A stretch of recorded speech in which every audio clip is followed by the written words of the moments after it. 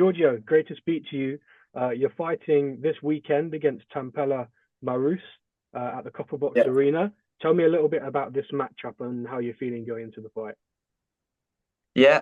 Feeling good, feeling good. Ready. Had a good training camp. I've had pretty much back to back. Had like a few days off. Um, the matchup with the fight, yeah, he's a good opponent. Another good step up for me. He's fought a lot of good prospects. People said I've heard some guys said he's got a little bit more experience as a pro side. That shouldn't be a problem because obviously I've had loads of experience. I've got in every other aspects in the sport. But no, it's better to have a good opponent. He's been with some good people, like I said before, Jordan Flynn, and hopefully I do a good job on him. Tell me a little bit about you, Giorgio. So you're from Aldershot. That's where you live at the moment, and tell me a little bit about where you grew up and the area that you're in at the moment. Yeah, so obviously I was born in Guildford. Now I live in Aldershot.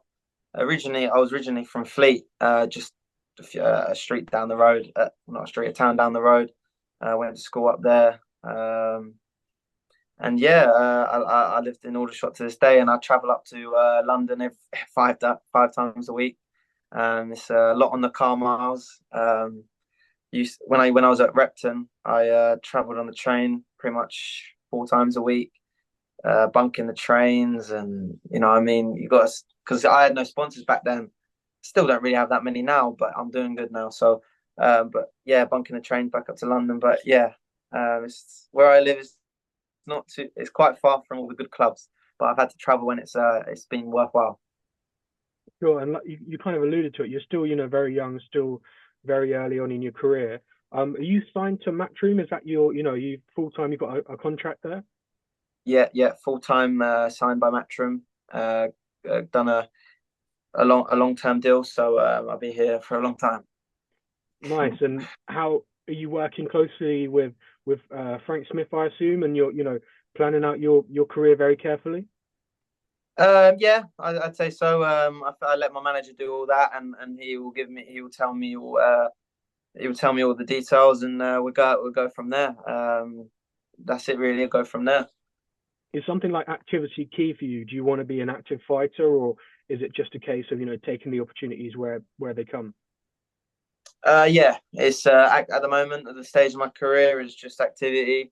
Not a lot. Uh, no big fights yet. I just need to learn. Obviously, step the level up every time, which what we're doing, and get rounds in as well. People think I'm not just going to go in there and get the knockout. I want to look for round, not look for round. I want to look for rounds as well. But at the moment, if an opportunity happens, it happens. But at the moment, it's just activity and getting fights under my belt. Just looking at your amateur record, Giorgio. Correct me if I'm wrong, but I think I'm right in saying in the amateurs you never knocked anyone out, but since you've turned pro, you've you knocked all three of your opponents out. Talk to me a little bit Hmm. about what's happened there, and was there almost like not an element of surprise, but were you almost a little bit kind of shocked when you kind of found this power that you've got that you were able to stop someone? Yeah, obviously, like in the amateurs, never really stopped anyone. Obviously, I got maybe a few stoppages, but it wasn't like main thing like me. I wasn't like going into the pros like, oh, Giorgio's knocked everyone out, like he's going to knock everyone out in the pros. No, it wasn't like that. It was just I got the wins in the amateurs, and that was it really. But now I think it's a hard one to explain why I'm doing it, but I feel like this is what I think. I feel like obviously maybe man strength's come along, but I've always been able to hit hard. People haven't seen it, but I've always been able to hit hard. It's just showing it, showing it because in the amateurs you can't really show it that much because like you're not setting your feet, you're bouncing constantly. You're never setting your feet on the floor. So, but obviously now in the pros that I can, I got time. I got 4 rounds, 6 rounds. I can pretty much do what I want. I can slow my feet down, and I got a lot of, I got speed and I got timing, and I think that helps. It's not necessarily all power, but where these guys are running forward, their chins are left open, and I'm catching them. Obviously, my last one was a body shot, but I managed to break him down and got into the body. So Sure. And yeah, of course, like you said, in the amateurs you only get what, like 3 rounds for a fight. So Yeah, as soon as you turn pro, you got that time. Do you feel like yeah. when you turned pro, was that always what you wanted to do? You didn't fancy you know sticking around in the amateurs, looking to maybe the Olympics route or something like that. You wanted to turn pro pretty quickly. Well, it was a hard one for me because I've always that was really a dream of mine to Olympics, and it's still there. Like I would have loved to gone to Olympics, but it was difficult because I won two senior ABAs at different weights. The first year, I won them. First year at 60, I won them. Got obviously my GB letters and say you got your trials. Did all them. They decided not to take me. Don't know why. Don't know what the reason. They put me on like a development squad, so I had to earn my way to the podium squad, which I thought this is a bit strange because um, they taken boys that didn't even win the national. So it was very odd. I don't know why. So what I thought was that I'm going to go up a weight because 60 wasn't an weight in the amateur, wasn't a weight in the Olympics GB weight. So I thought let's go up a weight, and I did, and I won them. I beat the GB boy in the final, who was on GB, he was on the podium squad, and I got no letter after either. Um, I thought, what's this all about? I've just beat the GB boy easy, beating 3 rounds unanimously, and still didn't get a letter. And when they found out I was going pro, they called me up and they said, "Oh look, we want to take you now." And I thought, "Nah, I'm not doing that. Why do you want me now and not then?" So I thought, "Let's go pro." I think it was the best time. It was the best time to go pro. When the Olympics come along, there won't be many slots left. But so I got my contract, and yeah, I went from there. How did that contract come about, Giorgio? Did someone reach out to you? Did what was the process like with signing to Matchroom? It was a long process. I didn't rush into finding managers. I went in. I spoke to a load of managers, and loads of people told me I can't get you a deal. Which I thought, oh God, so to have to go back to the amateurs and try and get in the Olympics. But now I was speaking to Sonny Edwards. Had his eye on me for a long time. He's not my manager, but he had an eye on me for a long time. And we met at a show. We spoke, and he said to go with his manager. So which I did. I didn't just go with his manager. Obviously, spoke to him, but I went from there. Sonny really got, and I feel like I've got the best manager in the country right now. So yeah, Sonny was a big help as well. A few other people as well. Alex, who works for Matchroom, he helped me get with my manager. So yeah, we went from there.